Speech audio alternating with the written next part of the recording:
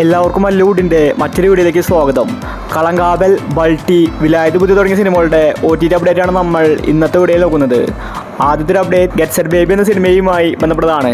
കഴിഞ്ഞ വർഷമാണ് സിനിമ ഇറങ്ങിയത്. ഇതുവരെ OTT റിലീസ് ചെയ്തിട്ടില്ല.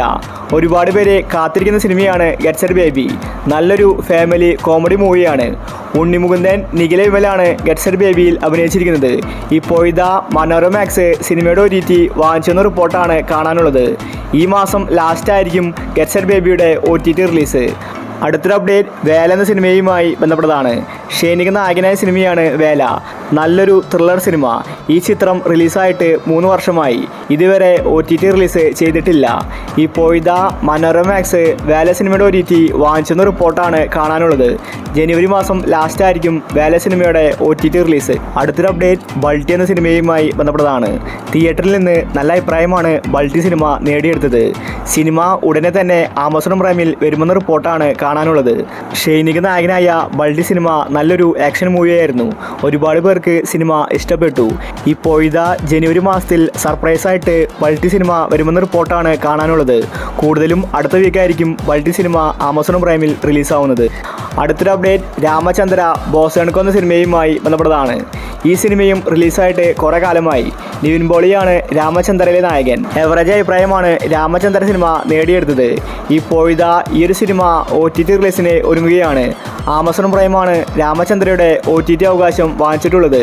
ജനുവരി മാസം ലാസ്റ്റ് ആയിരിക്കും രാമചന്ദ്രയുടെ OTT റിലീസ്. അടുത്തൊരു അപ്ഡേറ്റ് മാർക്ക് എന്ന സിനിമയുമായി ബന്ധപ്പെട്ടതാണ്. കിച്ച സുദീപ് നായകനായ സിനിമയാണ് മാർക്ക്. ഇതൊരു കന്നഡ സിനിമയാണ്. നല്ല അഭിപ്രായമാണ് മാർക്ക് സിനിമ നേടിയെടുത്തത്. ഈ മാർക്ക് എന്ന സിനിമ ജനുവരി മാസം ലാസ്റ്റ് വീക്കിലാണ് OTT റിലീസ്. അടുത്തൊരു അപ്ഡേറ്റ് എന്ന് സ്വന്തം പുണ്യാളൻ എന്ന സിനിമയുമായി ബന്ധപ്പെട്ടതാണ്. ഒരു കോമഡി ത്രില്ലർ സിനിമയായിരുന്നു പുണ്യാളൻ. തിയേറ്ററിൽ നിന്ന് എവറേജ് അഭിപ്രായമാണ് പുണ്യാളൻ നേടിയെടുത്തത്. ഇതുവരെ OTT റിലീസ് ചെയ്തിട്ടില്ല. ബാലു വർഗീസ്, അനശ്വര രാജൻ, അർജുൻ അശോകൻ ഇവരാണ് പുണ്യാള സിനിമയിൽ അഭിനയിച്ചിരിക്കുന്നത്. ഇപ്പോഴിതാ മനോരമാക്സ് ആണ് പുണ്യാള സിനിമയുടെ OTT വാങ്ങിച്ചിട്ടുള്ളത്. അടുത്ത DNA എന്ന സിനിമയുമായി ബന്ധപ്പെട്ടതാണ്. നല്ലൊരു ത്രില്ലർ സിനിമയായിരുന്നു DNA. അസ്കർ, അന്ന റെജി, റായലക്ഷ്മിയാണ് സിനിമയിൽ അഭിനയിച്ചിരിക്കുന്നത്. ഈ സിനിമയുടെ OTT ഇതുവരെ വന്നിട്ടുണ്ടായിരുന്നില്ല. ഇപ്പോഴിതാ മനോരമാക്സ് ആണ് DNA സിനിമയുടെ OTT വാങ്ങിച്ചിട്ടുള്ളത്. സിനിമ ഈ മാസം തന്നെ OTT റിലീസ് ചെയ്തേക്കും. അടുത്തൊരു അപ്ഡേറ്റ് നൈറ്റ് റൈഡേഴ്സ് എന്ന സിനിമയുമായി ബന്ധപ്പെട്ടതാണ്. മാത്യു തോമസ് നായകനായ സിനിമയാണ് നൈറ്റ് റൈഡേഴ്സ്. തിയേറ്ററുകളിൽ പരാജയപ്പെട്ട സിനിമയാണ് നൈറ്റ് റൈഡേഴ്സ്. ഈ സിനിമയുടെ OTT ഇപ്പോൾ വരാൻ പോവുകയാണ്. മനോരമാക്സ് ആണ് നൈറ്റ് റൈഡേഴ്സിൻ്റെ OTT വാങ്ങിച്ചിട്ടുള്ളത്. അതുപോലെ ആമസോൺ പ്രൈമിലും സിനിമ വരും.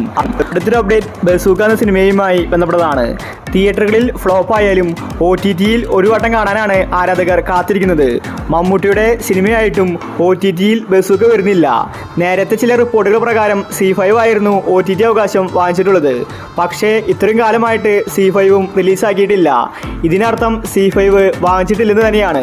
പുതിയൊരു OTT പ്ലാറ്റ്ഫോം ബസൂക്കയുമായിട്ട് ഡീൽ നടത്തുന്ന റിപ്പോർട്ടാണ് കാണാനുള്ളത്.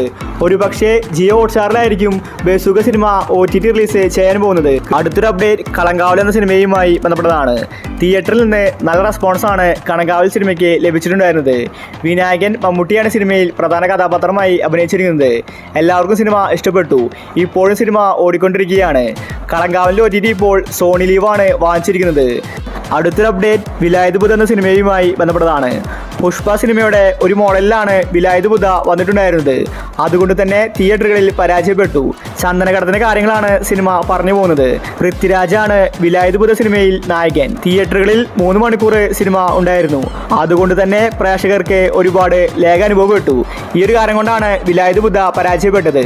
ഇപ്പോഴിതാ ആമസോൺ പ്രൈമിൽ അടുത്ത വീക്ക് വിലായത് ബുദ്ധ OTT റിലീസിന് ഒരുങ്ങുകയാണ്. ഇനിയും ഒരുപാട് സിനിമകൾ OTT റിലീസ് ചെയ്യാനുണ്ട്.